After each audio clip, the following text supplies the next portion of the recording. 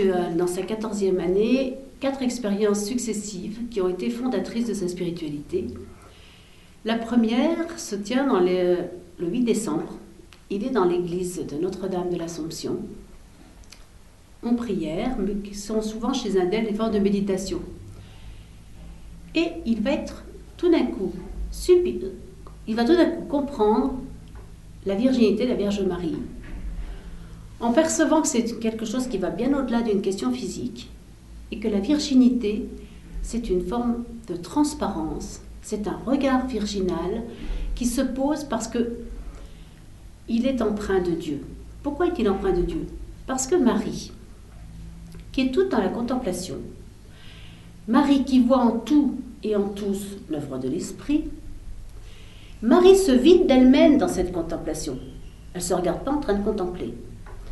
Elle se vide d'elle-même et elle donne chair à ce qu'elle contemple. Et en donnant chair, elle va pouvoir puiser à son tour dans ce qui va devenir son intériorité, sa vie intérieure, et elle va l'offrir au monde.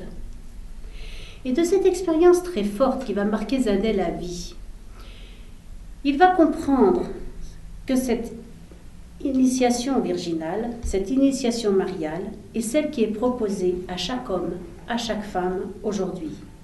À savoir, notre vocation, parce que Dieu s'est fait homme pour que l'homme devienne Dieu, notre vocation est de recevoir en nous Dieu, de le contempler tant qu'il prenne chair en nous, nourrir notre vie intérieure, nourrir notre intériorité. Tout ce que nous vivons peut revertir l'expérience de Dieu pour peu que nous voyions Dieu en ce que nous vivons. Lorsque nous lisons œuvre de Dieu, lorsque nous observons œuvre de Dieu, l'art, œuvre de Dieu, l'émerveillement, œuvre de Dieu, l'autre, œuvre de Dieu.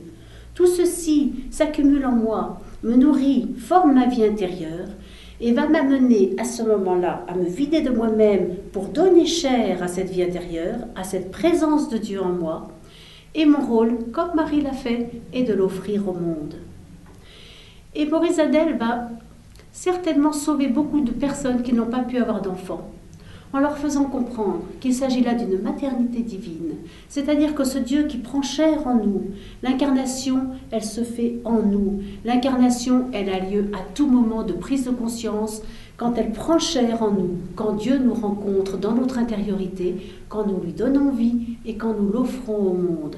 Parce que ce Dieu qui va nous nourrir de notre intériorité va empreindre à ce moment-là nos gestes, nos paroles, nos silences envers l'autre. Parce que chaque fois que l'autre va s'adresser à moi, je vais entrer en moi-même pour lui répondre sur la modalité de Dieu, du divin qui m'habite, du divin que je transmettrai à ce moment-là. Cette première expérience qui va le marquer à vie et s'enrichir naturellement de toute sa vie est suivie d'une autre expérience dans la même année, puisque nous disions qu'il en a eu 4 consécutives. Et cette deuxième expérience va être avec un ami protestant qui a arrêté ses études et qui le regrette sans doute, et avec lequel il a pris l'habitude d'échanger beaucoup de lectures d'auteurs importants. Et cet ami a un don de conteur, il sait très bien parler, il donne vie au texte. Et il va réciter à son ami Zadel le sermon sur la montagne. Et Zadel est tétanisé, parce que ce sermon, ces béatitudes qu'il a entendu réciter le dimanche sur un ton monocorde, lui sont rentrées par une oreille, sont sorties par l'autre. Et là, avec ce garçon, tout d'un coup, ils vont prendre corps.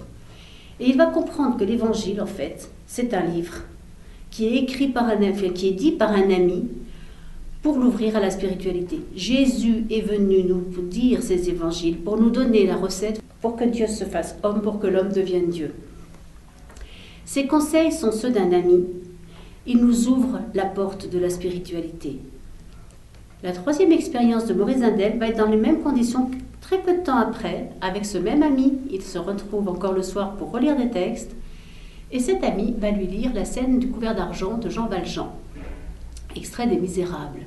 C'est la fameuse scène, donc, où l'évêque Myriel reçoit Jean Valjean chez lui pour la nuit, et dans la nuit, Jean Valjean s'éveille, et pris d'un mauvais penchant, il prend un couvert d'argent et il s'enfuit avec. La police le retrouve et le ramène chez l'évêque. Et l'évêque lui dit « Mais je n'ai rien ne m'a été volé, je vous l'avais donné. » La police s'en va puisqu'elle n'a plus motif pour poursuivre Jean Valjean. Et lorsque les deux hommes se retrouvent seuls, l'évêque lui dit « Monsieur, tout est à vous ici, vous êtes dans la maison de Dieu ». Ces paroles touchent Zindel au cœur, à l'âme, au corps, à l'esprit, et décide complètement de sa vocation, qui était déjà sous-jacente, mais il sait dorénavant qu'il sera un prêtre complètement désapproprié. Désapproprié parce que tout ce qui concerne l'avoir le couperait de l'Évangile. Tout ce qu'il pourra apporter ne sera que don, et il n'arrêtera pas de sa vie de donner. Et quand il n'a plus rien à donner, Zindel se donne lui-même. Et la quatrième fulguration, expérience spirituelle de cette année-là, c'est lorsque Zindel va suivre ses abbayes au séminaire de Einsiedeln, une abbaye en Suisse alémanique, pardon. Et là, il va découvrir la liturgie vécue dans les musiques, les pompes, la solennité, la spiritualité, le recueillement, l'accueil de la parole de Dieu, qui lui dictera plus tard le fameux poème de la Sainte Liturgie. À partir de ces 4 expériences vécues entre 14 et 15 ans, Zindel va construire une spiritualité qui sera comme une ligne jetée jusqu'à sa mort. Il n'en démordra pas, il l'approfondira sans arrêt, et on peut dire que Zindel est un des rares hommes qui n'a pas été pris par le doute.